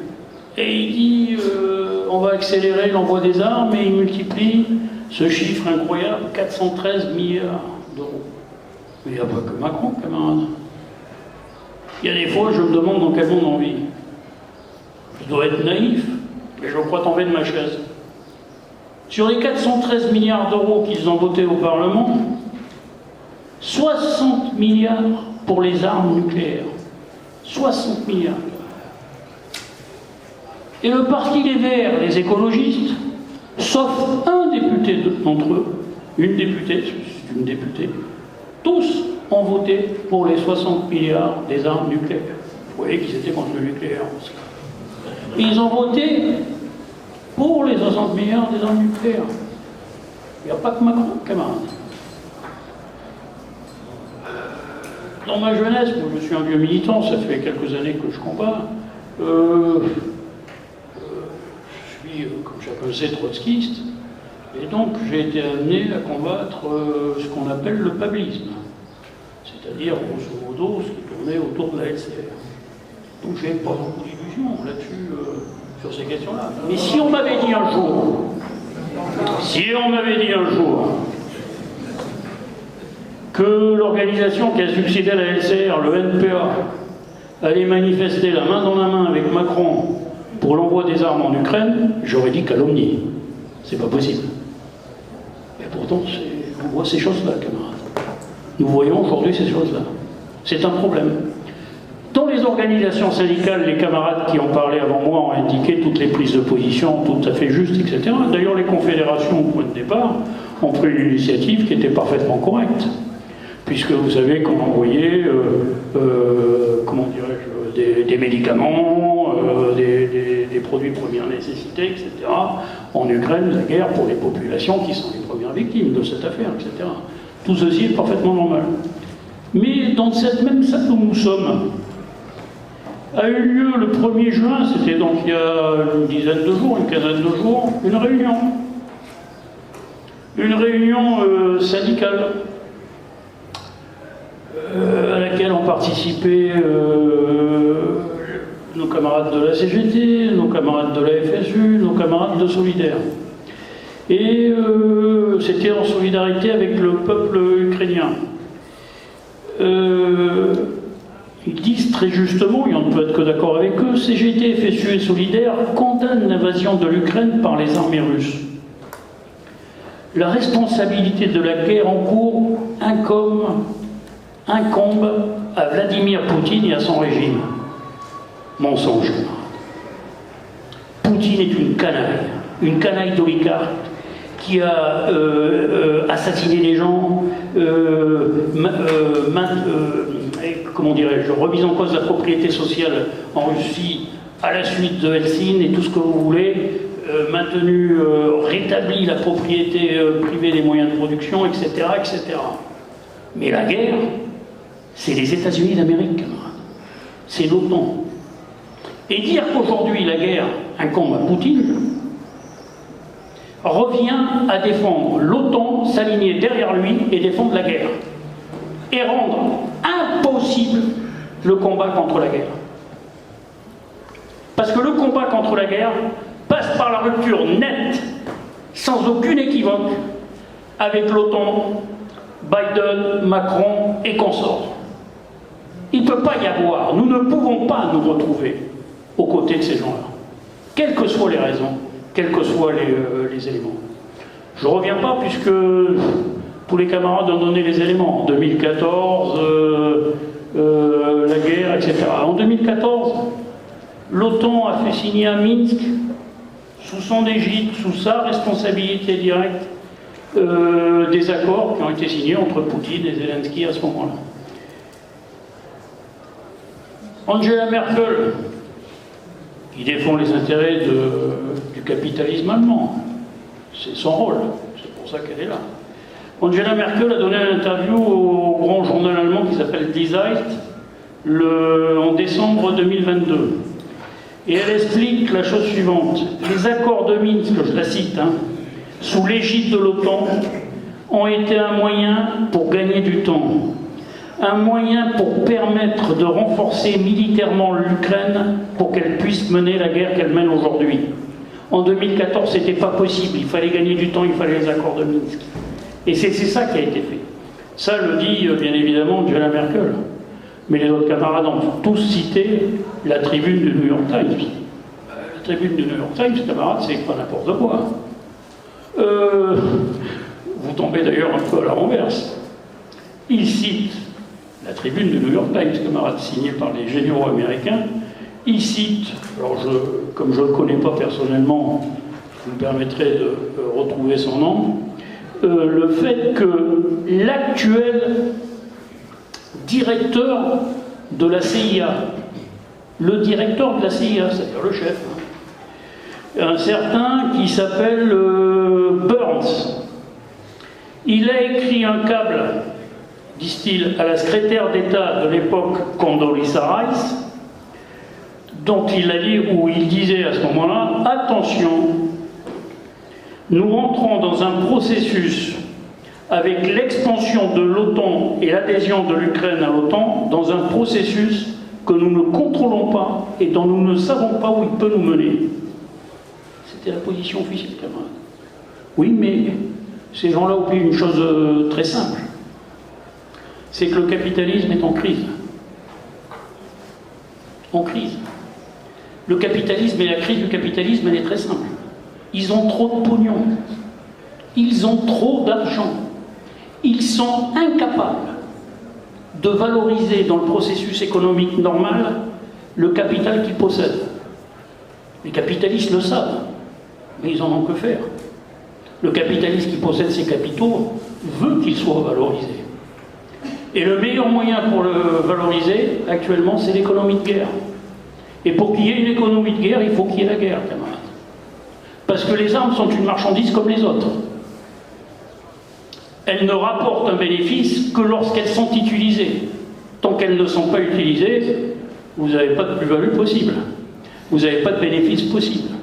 Et donc vous êtes arrivé à une situation, alors je ne sais pas si Christian, je sais qu'il suit ces questions-là bien mieux que moi, mais on a les derniers chiffres pour l'année 2021, mais je ne sais pas si on a ceux de 2022, mais pour 2021, vous êtes arrivé à ce chiffre extraordinaire, qui pour nous ne signifie rien, parce qu'on n'arrive même pas à le visualiser. 2400 milliards de dollars investis en armes de par le monde. Et c'est pas suffisant. Un député belge a dit dernièrement au gouvernement qui était confronté aux mêmes propositions que Macron, qui augmentait, en Belgique c'est la même politique partout, et il a dit mais L'OTAN, aujourd'hui, a 20 fois la valorisation en termes d'argent, d'armement nucléaire, d'armement tout court, que la Russie. Il faut combien de fois? 25, 30? Vous comptez vous arrêter où? C'est ça, camarades, le processus de l'entrée, de l'accélération guerrière et le processus de l'entrée dans la guerre. C'est à cette question-là que nous sommes confrontés. Et face à cette question-là, bien évidemment, les conséquences, quelles sont-elles? Je répète, des centaines de milliers de morts, très officiellement 8 millions de réfugiés pour cette région du monde, pour cette seule région du monde, 10 millions de déplacés, c'est-à-dire des gens qui n'ont plus de maison, qui errent sur les routes, sont déplacés je ne sais où, pour fuir les bombardements, pour fuir la situation, etc. Mais pas simplement. Il y a ce chiffre qui a été donné il y a 48 heures, qui a été repris dans toute la presse. L'ONU chiffre à 110 millions d'êtres humains, 110 millions d'êtres humains, les hommes qui, au jour d'aujourd'hui, sont considérés comme réfugiés sur la planète pour fait de guerre. 110 millions, quasiment 2 fois la population française. 110 millions qui se retrouvent sur des barcasses en Méditerranée et qui viennent crever comme des rats. Ensuite, 110 millions qui se retrouvent n'importe où dans les rues, qui n'ont plus rien, ni de maison, qui n'ont rien, et qui ont été chassés de leur pays, de leur terre et de leur maison par la guerre. C'est ça, aujourd'hui. On s'entend, Lénine avait dit que l'impérialisme, qui était le stade suprême du capitalisme, comme il l'avait analysé, c'était l'époque des guerres et des révolutions. Les guerres, c'est ça, camarades, aujourd'hui. L'embrasement de la guerre, c'est ça, c'est 110 millions de réfugiés, etc., c'est ces questions-là. Et c'est pourquoi nos camarades qui ont repris l'appel Halte à la guerre, vous savez, cet appel a été écrit au mois de novembre. On avait écrit Halte à la guerre, c'était marqué Halte à la guerre. Et vous avez vu que nos camarades allemands qui répondent disent contre la guerre et contre la guerre sociale. Ils ont raison, camarades. Ils ont raison. De ce point de vue, c'est contre la guerre sociale. Et c'est pour ça que c'est très important, les prises de position des organisations syndicales. C'est même décisif. Camarades, certains pourraient s'étonner que font des syndicalistes à la tribune avec des militants politiques. Est-ce que ça ne remet pas en cause l'indépendance? Non, camarades. Ce qui remet en cause l'indépendance des syndicats, c'est que les syndicats ne viennent pas condamner indiscutablement et nettement tous les crédits de guerre. C'est qu'ils ne viennent pas revendiquer qu'il n'y ait pas un centime, pas un sou pour la guerre, pas une arme envoyée on ne sait où, en Ukraine ou ailleurs, pour la guerre. C'est ça qui viendrait remettre en cause l'indépendance, pour une raison bien simple. Parce que l'économie de guerre ne permet pas la satisfaction des revendications, camarades. Vous savez qu'on a vu que l'économie de guerre permettrait la satisfaction des revendications? Bien évidemment non. Cet argent, il va être pris où? Les 413 milliards, ils vont être pris où? Ils vont être pris essentiellement à l'école, auprès des jeunes, etc. Croyez-vous qu'il y a un hasard avec cette accélération de l'apprentissage du SNU et Parcoursup et l'économie de guerre? Bien évidemment non. C'est parce qu'ils n'ont pas l'intention de satisfaire les revendications qu'ils sont amenés à rentrer, etc. Croyez-vous qu'il y a un hasard entre cette attaque contre les retraites et l'économie de guerre? Bien évidemment non, ça participe complètement. Y a-t-il un hasard entre cette inflation incroyable sur les prix de première nécessité, le gaz et l'économie de guerre? C'est directement le produit de la guerre. Directement le produit de la guerre de ce point de vue. Donc il n'y a pas, sur ces questions-là, comprendre une question. Donc à tous ceux qui préconisent la guerre jusqu'au bout, la guerre jusqu'au bout, jusqu'à la mort du dernier Ukrainien, c'est facile de préconiser la guerre jusqu'au bout quand on n'est pas soi-même concerné. Vous comprenez? Les États-Unis, vous savez, depuis le début, depuis qu'ils sont le pays capitaliste le plus puissant, l'impérialisme le plus puissant au monde, qui veulent ce rôle de gendarme, ils se sont toujours démerdés à faire une chose. Ils sont pour la guerre, ils mènent la guerre partout, sauf aux États-Unis. Première guerre mondiale, c'était pour l'essentiel la vieille Europe. La Seconde Guerre mondiale, c'était à peu près partout, etc. Le Vietnam, je ne reprends pas tout, camarades, le Vietnam, l'Irak, partout, sauf aux États-Unis. Imaginez l'inverse. Imaginez Poutine allant déposer tous ses missiles nucléaires le long de la frontière mexicaine ou le long de la frontière canadienne. Et les États-Unis n'ont rien dit. Vous pourrez considérer ça comme un geste de paix? Soyons sérieux. Donc il porte la responsabilité, parce que c'est le capitalisme le plus puissant, et que confronté à une crise qu'il est incapable de surmonter autrement que par ses méthodes, la guerre, pour tenter de sauver les choses de ce point de vue. C'est pas étonnant, camarades.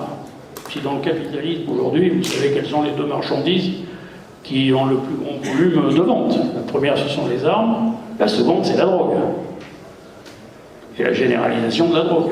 Pour détruire la jeunesse, bien sûr, pour l'empêcher de résister, mais aussi parce que c'est là que ça rapporte le plus de pognon avec les armes, etc.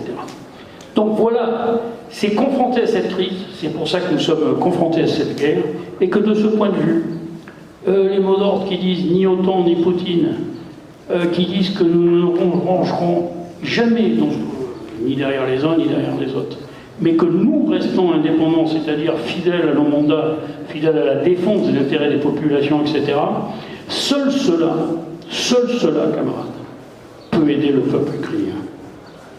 Une camarade me disait, avec qui je discutais, une jeune camarade me disait « Je suis d'accord avec toi, je comprends bien quand tu dis qu'il y a une ligne rouge sur laquelle on ne peut pas passer, c'est la question de l'envoi des armes. » Oui, je lui disais, je dis « Bon, on peut discuter de tout dans la vie, on peut avoir des opinions, etc. Mais à partir du moment où tu envoies des armes, tu ne peux pas me dire que tu combats pour la paix. Ceci n'est pas possible, hein. Je sais bien que... Mais bon, donc de ce point de vue, elle me disait, oui, je comprends bien. Mais en attendant, il y a quand même des Ukrainiens qui sont sous les bancs. Qu'est-ce qu'on fait pour eux?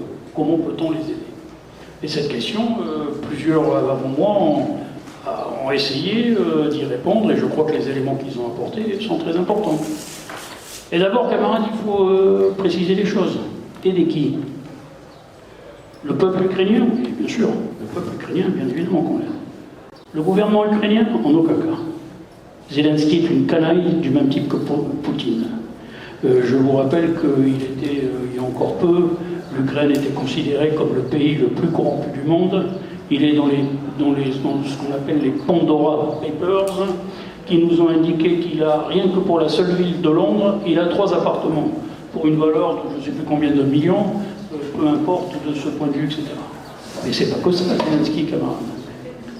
Il vient de décider la privatisation. Vous savez que la principale ressource de l'Ukraine, c'est le blé. C'est le grenier à blé de l'humanité toute entière. Il vient de décider la privatisation sous l'égide du groupe BlackRock, bien connu, le même qui s'occupe de nos retraites en France avec Macron, sous le même groupe de fonds de pension, BlackRock. Il vient de décider la privatisation de 40 millions d'hectares en Ukraine. 40 millions, c'est-à-dire qu'il donne à l'impérialisme américain toutes les terres d'Ukraine et toutes les richesses, de ce point de vue. Il est l'ami, il a été mis en place par un oligarque qui s'appelle Kolomarski, qui est le chef du groupe, celui qui contrôle le pétrole et le gaz pour l'Ukraine. Alors, son entreprise qui s'appelle Burisma a un directeur, et vous allez voir comment le monde est petit. Le directeur de Burisma, il s'appelle Hunter Biden. Et c'est pas une simple homonymie avec le président des États-Unis, c'est son fils. Le fils de Biden est directeur de Burisma. C'est pour vous dire comment le monde est petit. Et tous ces braves gens ont demandé à Zelensky, qui s'est exécuté, de faire 2 lois. La loi 2136, elle a interdit toutes les conventions collectives. Elle a du jour au lendemain balayé toutes les relations de travail en Ukraine, etc. Elle a interdit les manifestations syndicales, interdit simplement les manifestations syndicales, et au passage, elle a interdit 11 organisations politiques, dont l'Izvizia, qui était l'organisation, je dirais, de gauche indépendante en Ukraine. Mais il a fait une seconde loi, la loi 5371. Vous voyez que cette loi, il a fait un truc très très simple. Il a dit, bon, bah, dorénavant, comme on est en guerre, bah, toutes les conventions de l'OIT, c'est fini. Les entreprises ont le droit de... Donc, ce qui veut dire qu'un patron ukrainien peut, s'il a envie, faire travailler 120 heures par semaine un ouvrier ukrainien, tout en décidant de ne pas le payer. C'est ça qu'il a autorisé. Et pas simplement ça. Alors pour ce qui est des syndicats, il leur avait interdit de manifester. Là, cette fois-ci, il est passé quand même à la vitesse supérieure. Il leur a confisqué tous les sièges des syndicats et tous leurs moyens. Leurs journaux, tout ce que vous voulez, donc c'est aussi simple que ça. Et, nous aurions quelque chose à voir avec ça. Le mouvement ouvrier aurait quelque chose à voir avec ces canailles. En aucune façon. Défense du peuple ukrainien, oui, de Zelensky en aucun cas. Ni Zelensky, ni Poutine, ni l'OTAN, ni Biden, ni Macron. Et donc de ce point de vue, camarades, une fois que ça est posé, on peut commencer à répondre à la question comment aider le peuple ukrainien. Et comment aider le peuple ukrainien, camarades?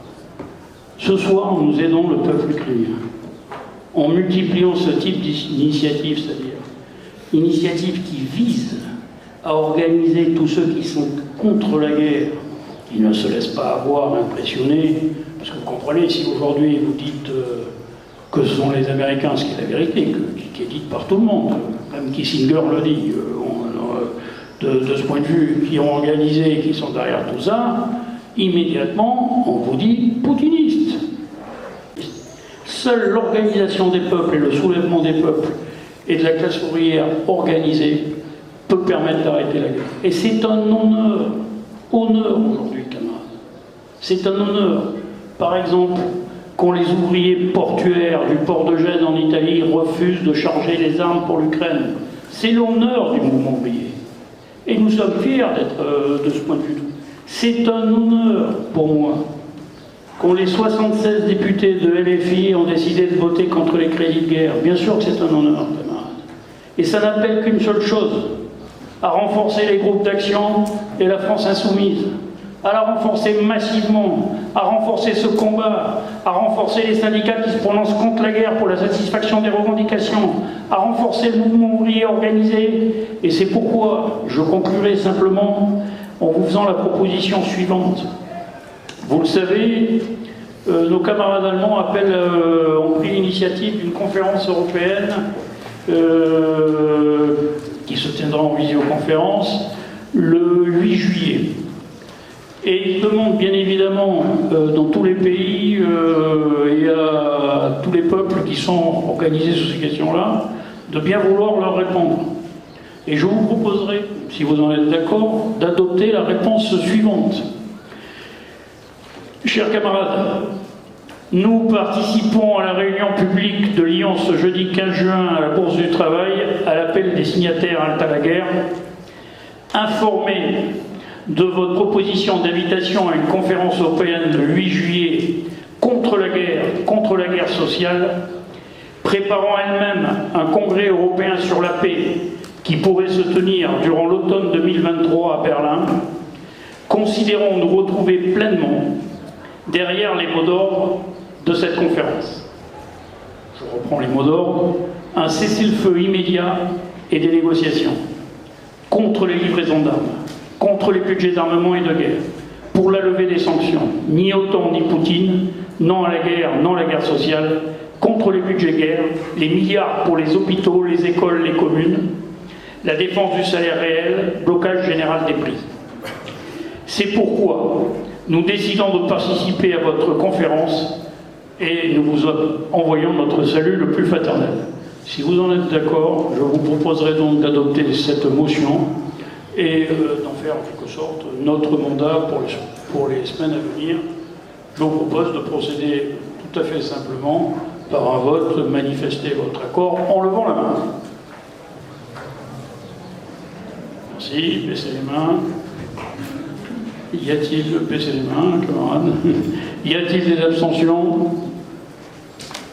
Une, deux abstentions.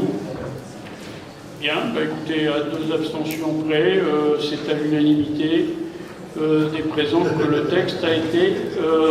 à deux abstentions près. que le texte a été adopté à écrasante majorité. Oui, ça, bien, maintenant la parole est à la salle, pour un temps court, mais la parole est à la salle. Moi, étant africain, qui vient d'un pays aussi très difficile, nous n'avons jamais eu le soutien des associations et ni des partis politiques français, sur tout ce qu'on avait subi par la dictature de notre pays, à Djibouti, et aussi la guerre qui a eu lieu en Éthiopie entre les Tigrés et l'État fédéral de l'Éthiopie. Il y a eu beaucoup de pertes humaines. Et les Américains, ils ont soutenu, la France a soutenu. Et quand le peuple Zafar, quand ils ont remporté la victoire contre les Tigrés, que le monde entier a soutenu, aucun homme politique français, aussi bien de gauche que de droite, n'ont condamné. Et personnellement, moi j'ai sollicité beaucoup de parlementaires et aussi la presse et les médias pour en parler de cette injustice des guerres auxquelles nous on a perdu plus de 200-300 000 personnes, pour rien du tout. Donc j'aimerais bien qu'il y ait une solidarité par les partis politiques insoumis ou écologie et même divers droites qui nous soutiennent, que nous on les soutient et on aimerait bien qu'il y ait eux aussi qui nous soutiennent. Quand nous on a envie de manifester, on aimerait bien qu'ils manifestent avec nous. Parce que ce qui se passe en Afrique, il y a chaque jour, tous les jours, dans notre pays, on subit plus qu'ici la dictature et la répression et la politique des pays africains, est pire qu'en France ou ailleurs. Et sur ça, on aimerait bien avoir, et j'aimerais bien aussi prendre vos contacts, et pour que je puisse aussi, que vous puissiez nous aider à nous faire faciliter aussi bien les médias que vos parlementaires, pour qu'ils puissent faire remonter nos problèmes à l'Assemblée nationale ou au Sénat.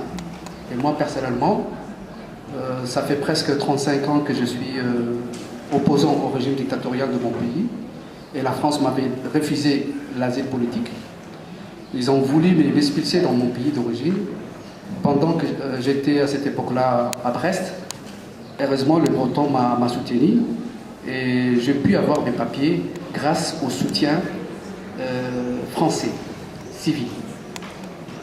On m'avait refusé les papiers et on m'a même emprisonné, on m'a même mis en assignation à résidence, or que je n'étais pas un criminel. C'est le fait que j'ai demandé l'asile politique.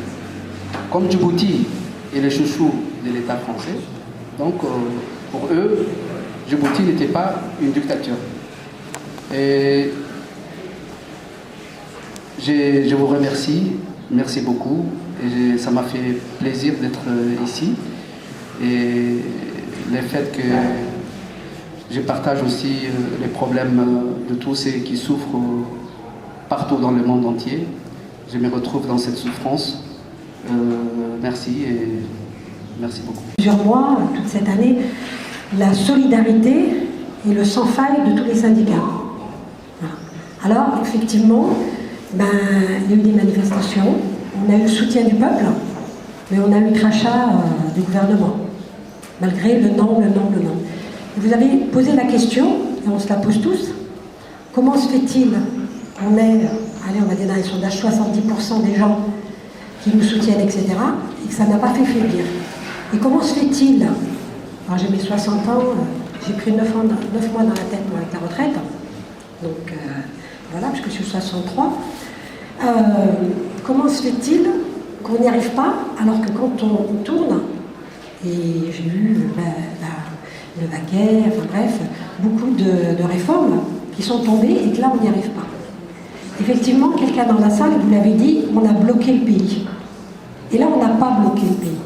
Parce qu'on n'a pas bloqué le pays, c'est vrai, parce qu'on a tenu à garder les citoyens avec nous. On a tenu à ne pas être emmerdés, d'accord, dans notre quotidien, ok, un jour, etc. Et je suis comme vous, effectivement, qu'est-ce qu'on peut faire et à quelle date? Et je regardais tout à l'heure, okay, quelles sont les dates où on pourrait bloquer le pays, et où effectivement, on permettrait à beaucoup de personnes d'être mobilisées, et à chaque fois, c'était, il faut laisser partir les gens en vacances. Voilà. Et ceux qui ont des gosses, ils le savent, hein, parce que les vacances scolaires, c'est super, on fait aussi partie de l'éducation nationale, mais quand on a des gosses pendant les vacances, quand les gens attendent les vacances et les ponts, eh ben, il y a au moins 5 mois dans l'année, on peut bloquer 5 mois. Et je pense que si on arrive à bloquer 15 jours un pays, je pense que largement, et ça peut faire tourner la page. Voilà. C'était juste en tout cas que les syndicats ne lâchent pas, je suis syndiquée, voilà, et ça a parlé, l'intersyndicale, cette solidarité syndicale, ça a pour une fois parlé à monsieur et madame tout le monde, y compris à ceux qui n'étaient pas. Respect pour les gens qui ont été envoyés en Algérie il y a très longtemps et qui aujourd'hui gardent leur retraite pour la remettre chaque année à des orphelinats et pour des gens d'Algérie qui sont dans la pauvreté et tout. Voilà, je voulais les remercier. Je ne me rappelle pas l'association, mais elle existe bien en France et respect pour ces gens-là. Les anciens croisants, les anciens armées en Algérie. Voilà, c'est vraiment un geste que je respecte beaucoup et je pense qu'il faut aller au fond des choses pour régler les problèmes. On ne pourra pas en survolant comme ça. Il faut vraiment se donner, s'impliquer, explicite, sans aucun détour. Voilà. Bonsoir à toutes et à tous. Le regroupement des militants qui sont contre la guerre est essentiel et en particulier pour combattre, pour que l'ensemble de nos organisations syndicales effectivement emboîtent le mouvement. Moi je voudrais dire ceci, on est dans une situation où le gouvernement Macron cherche à interdire toute expression qui ne lui convient pas, sur les revendications certainement et contre la guerre aussi. Et il veut interdire l'existence des associations. Quelqu'un a parlé de la tentative de mettre en grave difficulté la Ligue des droits de l'homme en supprimant une subvention. À mon avis, c'est extrêmement grave, parce que cela veut dire très simplement que si on n'est pas sur l'orientation du gouvernement, on n'aura plus de subvention, on n'aura plus d'existence. Et je pense que nous organiser contre la guerre est essentiel, parce que je voudrais simplement rappeler une chose, c'est que les cours martiales ont été supprimées il y a quelques dizaines d'années, je crois par Pierre Jox, si ma mémoire est bonne, qui était ministre, mais elles n'ont été supprimées qu'en temps de paix et pas en temps de guerre, mes camarades. Cela doit résonner dans notre tête, ça. Et la deuxième chose, le savez-vous aussi, la conscription, le service militaire, et je ne dis pas ça pour les nostalgiques du service militaire, n'a pas été supprimée mais a été suspendue. Ce qui veut dire que la mobilisation générale peut être décrétée demain matin si le gouvernement n'a pas eu le temps de mettre en place le service national universel, n'a pas eu le temps de militariser une grande partie de la population, il lui reste cette ressource. Merci. Les mots de la jeune camarade, la guerre ne s'est jamais arrêtée. Vous êtes d'accord ou pas? Et vous le pensez bien. Je viens d'une expérience, comme quelques camarades ici, qui date du 11 septembre 1973 au Chili, où un gouvernement démocratique a été renversé par les États-Unis et la bourgeoisie chilienne. Je suis sûr contre toute guerre, mais quand même, pour ne pas rester dans les camps, pour ne pas être hypocrite, je pense que, comme le disait le camarade, l'Afrique, elle est en guerre depuis fort longtemps. Il y a une guerre qui peut-être n'a pas tué des gens par les armes, mais qui tue tous les jours les peuples cubains à cause d'un blocus criminel imposé par les États-Unis et des lois extraterritoriales qui s'appliquent à tous les pays qui commercent en marchant avec Cuba. Il y a aussi la guerre d'occupation déclarée au peuple palestinien. Donc, je suis contre la guerre, mais toutes les guerres. Donc, je suis au courant, comme disait le camarade ici, que la guerre, l'Ukraine et la Russie, ça ne date pas d'aujourd'hui, ça date de fort longtemps. 2014, même avant, il faut se rappeler M. Banderas et les milices néo-nazis qui soutenaient les Allemands à l'époque de la Deuxième Guerre mondiale. Je pense qu'il faut penser à l'histoire pour prendre des positions politiques aujourd'hui. Donc, aucune position contre la guerre ne peut pas se faire si on ne condamne pas un système qui impose et qui vit de la guerre. Comme on a dit la camarade, c'est le capitalisme. C'est le capitalisme partout qui impose la guerre parce qu'il gagne beaucoup d'argent avec. Je ne suis pas, contrairement à ce que vous pensez, pro-Poutine, mais je suis très conscient de que parfois les États, parce qu'aujourd'hui la guerre c'est quoi? C'est une lutte pour l'hégémonie économique. Les États-Unis, ils sentent qu'ils sont en train de perdre un peu cette hégémonie face à quoi? Face à la Chine, la Russie, l'Inde même. Vous vous rappelez que l'Inde, la Russie, Brésil et l'Afrique du Sud sont dans un accord commercial qui s'appelle les BRIC, un accord de commerce. Donc le monde, on dirait qu'on est encore dans la guerre froide d'une autre façon. C'est-à-dire la lutte, c'est pour l'hégémonie de qui domine le monde du point de vue de l'économie, mais c'est le peuple qui trinque. Aujourd'hui, il y a quoi? Il y a la question de l'eau, par exemple. Il y a la question de la surexploitation des ressources. Il y a le lithium en Amérique latine et tous les minéraux qui sont extraits de l'Afrique. Et il y a des milliers et des milliers de gens qui périssent en essayant d'arriver dans les côtes européennes ou autres, dans les pays occidentaux. Mais qui c'est qui a provoqué la guerre? Qui c'est qui a bombardé l'Irak, qui a déstabilisé la Libye, qui a détruit la Syrie? C'est le même gouvernement. Parce qu'il ne faut pas se tromper. Démocratie, pour moi, c'est encore une utopie. Parce que nous subissons, et depuis quelques années, ou presque des siècles, la dictature du capitalisme. Et peut-être c'est là qu'il faut relier les choses. Si on ne lutte pas contre le capitalisme, on n'aurait jamais la paix. J'ai oublié lequel, mais il y a un de nos 6 intervenants qui avait dit qu'on ne nous parlait pas des morts de cette guerre. Et je tiens quand même à rappeler à quel point, ne serait-ce qu'au niveau des civils, cette guerre a été une boucherie. Et les quelques fois où on en parle, c'est le haut du panier de l'horreur qui se fait là-bas. Il y avait eu par exemple un missile russe qui avait frappé un hôpital ukrainien, une maternité en plus ukrainienne, et qui avait tué une femme et son enfant. Et ça avait fait un petit article, un coin dans un article du Monde, qui parlait de ça comme d'un fait divers. On ne nous parle pas non plus, ou très peu, de l'attaque au drone qu'il y a eu sur Moscou dernièrement, dans les derniers mois. C'est une attaque ukrainienne. On était moins habitués à ce que les atrocités viennent de ce côté, mais c'est une attaque ukrainienne. Et qu'est-ce qui vise à Moscou? Qu'est-ce que Zelensky vise? Qu'est-ce que le commandement ukrainien vise à Moscou? Pas une installation militaire, pas une base militaire, pas un convoi, pas un aéroport militaire, pas un aéroport tout court non plus, pas une gare. Ils visent des immeubles. Ils visent une zone d'habitation. Et la seule chose qui nous est arrivée de ce crime de guerre, c'est un crime de guerre, la seule chose qui nous en est arrivée en France, c'est un article du HuffPost avec le commentaire suivant: les Russes découvrent ce qu'ils font aux Ukrainiens. Comme si c'était le prolétaire russe dans son appartement à Moscou qui était responsable et qui était allé lui-même commettre toutes ces atrocités en Ukraine.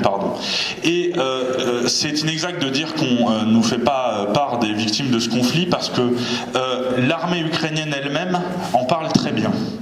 Quand, il y a quelques mois toujours, l'armée ukrainienne avait atteint ce qu'ils considéraient comme un palier, comme un objectif de tuer 150 000 Russes, ils postent sur Twitter un visuel avec marqué « Nous avons tué 150 000 envahisseurs ».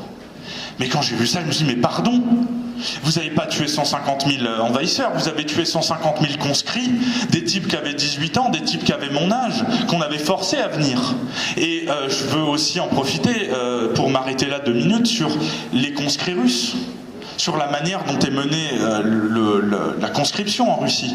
Les conscrits russes, c'est des gens à qui, au début de la guerre, on avait fait croire à des manœuvres. On leur avait dit « Vous allez vous entraîner », ils se sont retrouvés sur le front ukrainien. Ça s'était pas vu depuis la Tchétchénie. Et quand ils sont conscrits, quand ils ont un travail, ces gens-là, parce que quand c'est pas des jeunes de 18 ans, c'est des gens un peu plus vieux, qui ont un travail, qui ont une famille, le gouvernement russe ne prend même pas les dispositions nécessaires pour que leur famille ne crève pas de faim. Il y avait eu, et ça non plus on n'en a pas parlé, il y avait eu une grève des militaires, ce qui est quelque chose quand même d'assez incroyable et impressionnant, une grève des militaires dans un district russe qui disait non, on va pas y aller parce que je vais me faire virer de mon boulot. L'État russe a pas fait de son mieux pour que le minimum, pour que celui qui part se faire tuer en Ukraine ne perde pas son travail. Et il a dit mais qui va nourrir ma famille ? Qui va nourrir ma famille ? Et il prenait en exemple, dans cette oblast-là, il n'y a pas eu de mesures prises, donc ils se sont retrouvés au chômage, donc les familles n'avaient pas de quoi se nourrir. Et je pense que c'est important qu'on montre les conséquences sur les populations, notamment sur les Russes, pour qu'on arrive à sortir de cette espèce de discours dans lequel on voudrait nous enfermer, en nous expliquant qu'il y a d'un côté des horribles Russes qui sont par ailleurs des canailles, hein, ça il n'y a pas de souci à le dire, et de l'autre côté un pauvre petit gouvernement ukrainien qui se défend. Je tiens à souligner que ce n'est pas un discours qu'on voit seulement du gouvernement, c'est un discours qu'on voit aussi dans certains partis politiques qui avaient osé, qui d'ailleurs se prétendent trotskistes, qui avaient osé comparer la guerre en Ukraine avec la guerre d'Algérie. Mais quand j'entends des choses comme ça, je me demande quelle puissance impérialiste avait aidé l'Algérie à l'époque dans sa lutte pour l'indépendance ? Aucune. Aucune. Quelle puissance impérialiste même s'était engagée dans cette guerre d'Algérie ? Il y avait la nôtre, la France, c'était la seule, parce que là, on pouvait dire qu'elle se battait contre un peuple opprimé. Mais quand on voit un Zelensky qui dit que le modèle de l'Ukraine, quand elle se reconstruira après la guerre, c'est, et là je le cite, Israël, je ne peux pas me dire que le gouvernement ukrainien est comparable au Front National de Libération algérien. C'est tout ce que j'avais à dire, merci beaucoup. Notamment, il y a eu une réunion organisée par le Bureau international de la paix à Vienne ce week-end. Et il y a des pacifistes du monde entier qui sont venus, y compris des gens d'Amérique latine, les fameux indigènes qu'on veut faire mourir en leur prenant leur pays, etc. Mais aussi beaucoup d'Ukrainiens et de Russes qui avaient pu sortir de leur pays. Donc voilà, il n'y a eu beaucoup de débats là-dessus. Et il a été décidé de faire une campagne internationale en octobre, je ne me rappelle plus exactement des dates, mais il va y avoir une semaine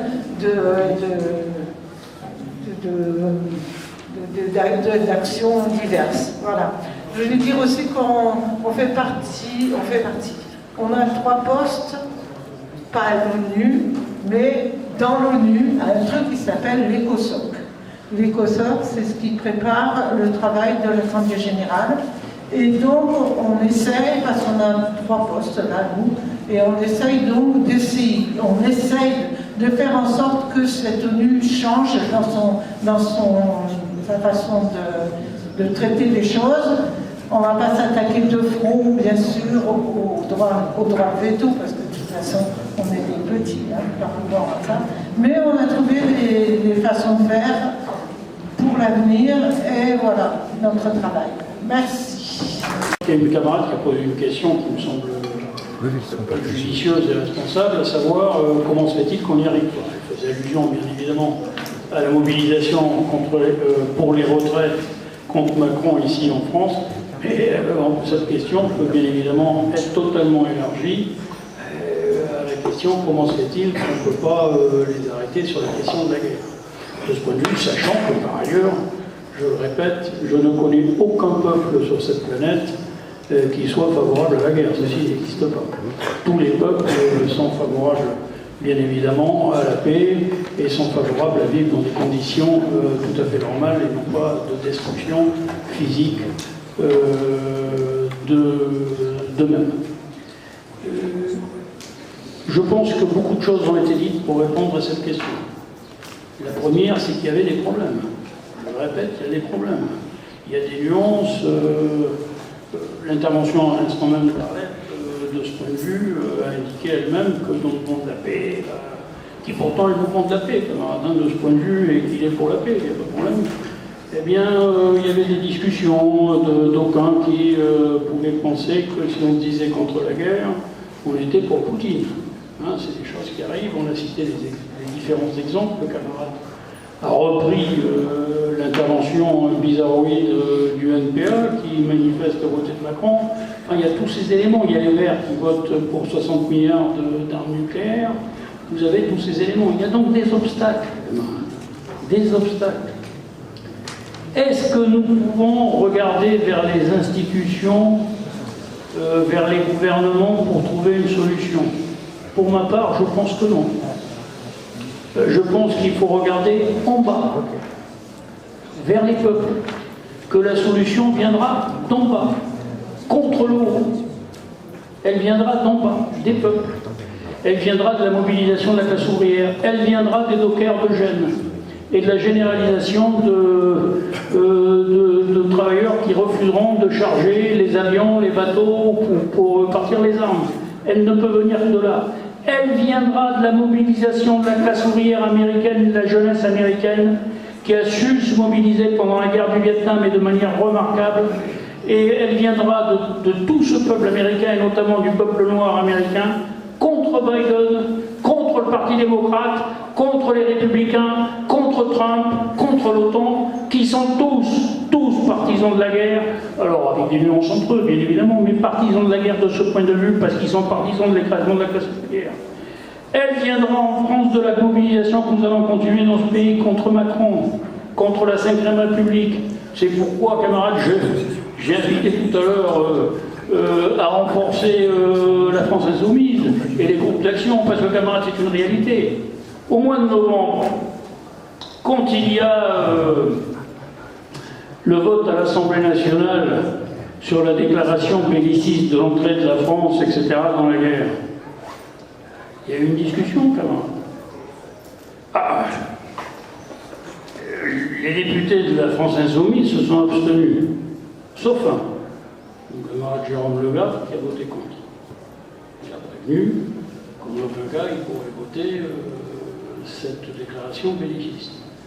Et je considère que les choses progressent. Cette fois-ci, à l'unanimité, le groupe de la France Insoumise n'a pas voté les crédits de guerre, n'a pas voté l'envoi des armes. La déclaration de novembre 22, elle prévoyait l'envoi des armes pour sauver l'Ukraine. Donc les choses progressent de ce point de vue. Les 50 000 à Berlin, camarades, c'est formidable. Ce que fait Sarah Wagenknecht, ce qu'elle fait avec sa camarade Dardenne, c'est formidable. Nous répondrons. Ce que fait Oscar Lafontaine, c'est formidable. Nous répondrons. Nous nous réunirons, nous verrons dans tous les pays, nous avancerons dans l'organisation de tous ceux qui sont opposés à la guerre et à la guerre sociale. Aux deux. Opposés ni OTAN, ni Poutine, ni Biden. Nous continuerons sur ces mots d'ordre et qui vivra verra.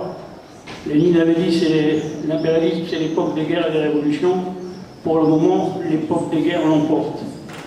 J'espère pour ma part que nous rapprochons aussi du moment où l'époque des révolutions va l'emporter.